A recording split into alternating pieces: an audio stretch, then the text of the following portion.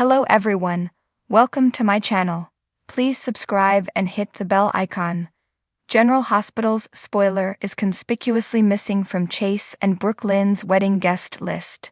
General Hospital is sure to give Brooke Lynn something old, something new, something borrowed, something blue on the occasion of her wedding to Chase, but it doesn't seem to have in the works is a visit from her future mother-in-law, Jackie Templeton. Strange, isn't it? The show is doing a bang-up job of building up to the nuptials, yet there's been nary a mention of Gregory's ex, and despite there will be generous and call them issues, Jackie would certainly want to be on hand to see her baby boy tie the knot. Maybe, owing to her legal troubles stemming from an alleged hit-and-run accident, All My Children vet Kim Delaney, Jenny, isn't available to reprise the role that she inherited from Demi Moore 4 years ago. But whether the part has to be recast, Jackie's gotta attend, no? You'll recall that Jackie was introduced back in the 1980s, as played by Moore, as a post-Laura love interest for Luke. That didn't quite pan out, but the reporter did click with his pal, Robert.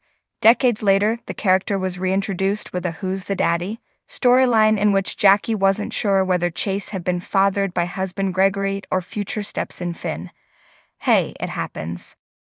In the heart of Port Charles, where the sun kissed the rooftops and whispers of love danced in the air, the day of Chase and Brooke Lynn's wedding dawned with an air of anticipation. The town was abuzz with excitement, as friends and family prepared to gather and celebrate the union of two souls entwined in love's embrace.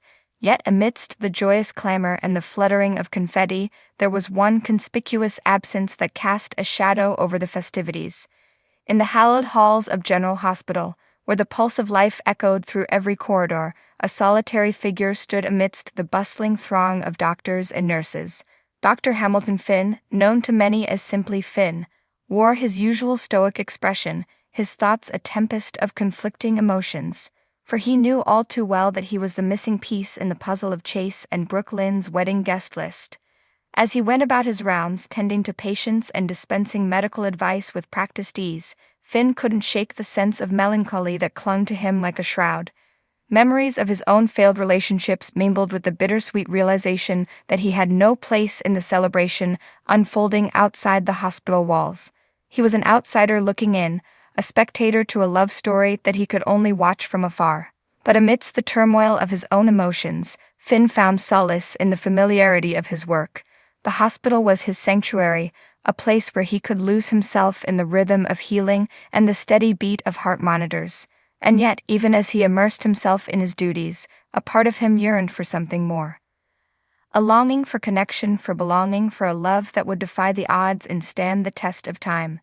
As the day wore on and the sun dipped low on the horizon, Finn found himself drawn to the hospital's rooftop garden. It was a place of quiet reflection, a sanctuary amidst the chaos of the city below. And there, beneath the star-strewn sky, he found himself grappling with the demons that haunted him. Lost in thought, Finn was startled by the sound of footsteps approaching from behind. Turning, he saw a familiar face emerging from the shadows. It was Elizabeth Weber, his colleague and confidant, her gaze soft with understanding. "Hey," she said softly, her voice a gentle breeze in the stillness of the night. "I thought I might find you here." Finn offered her a faint smile, grateful for her presence amidst the solitude. "I suppose I'm not as good at hiding my feelings as I thought." Elizabeth nodded, her expression sympathetic. "You're not alone, Finn. We all have our moments of doubt and uncertainty. But that doesn't mean you have to face them alone." For a moment, they stood in silence, the weight of unspoken words hanging heavy in the air. And then, as if by silent agreement, they began to walk side by side, their footsteps echoing in the darkness. As they strolled along the rooftop garden, Finn found himself opening up to Elizabeth in a way he hadn't dared with anyone else. He spoke of his fears and insecurities, his longing for a love that had always seemed just out of reach, and with each word he felt a weight lift from his shoulders, as if by sharing his burdens he could finally begin to heal. Elizabeth listened with a quiet intensity, her presence a source of strength and reassurance. And as they reached the edge of the garden, overlooking the twinkling lights of the city below, she turned to him with a smile that warmed his heart. "You know," she said softly, "sometimes the things we're searching for are right in front of us, if only we have the courage to see them." Finn met her gaze, his heart pounding with a newfound sense of hope. In that moment, he realized that he didn't have to be a spectator to his own life. He had the power to rewrite his story, to embrace the love that had been waiting for him all along. And as he watched the first light of dawn break over the horizon, illuminating the world with its golden glow, Finn knew that his journey was far from over. But with Elizabeth by his side, he was ready to face whatever challenges lay ahead, secure in the knowledge that he was no longer alone. For love, he realized, was not just a destination, but a journey that began with a single step, and the courage to take it. And as he looked to the future with renewed determination, Finn knew that his greatest adventure was yet to come. General Hospital, with its whitewashed walls and bustling corridors, was a beacon of hope and healing for the residents of Port Charles. Yet within its hallowed halls, one figure moved with a sense of quiet resignation. Dr. Liesl Obrecht, the formidable chief of staff, known for her sharp wit and unwavering dedication to her patients, found herself conspicuously missing from the coveted wedding invitation.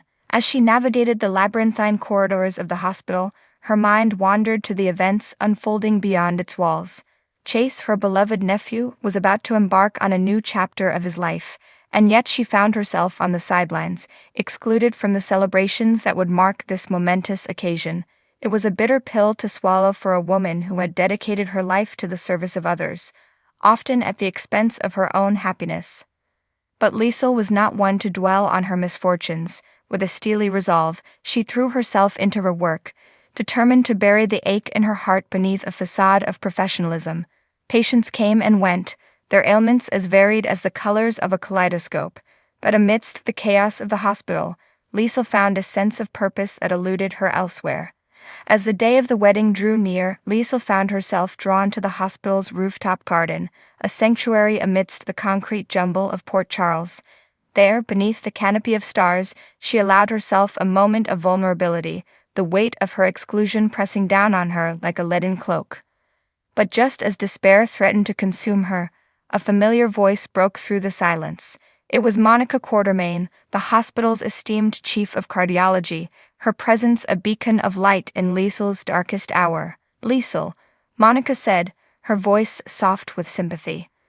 "I couldn't help but notice that you seemed a bit preoccupied lately." Liesl offered her a tight-lipped smile, her pride warring with the vulnerability that threatened to spill forth. "It's nothing, Monica, just personal matters." Monica arched an eyebrow, her gaze penetrating. "Ah, personal matters," she echoed knowingly.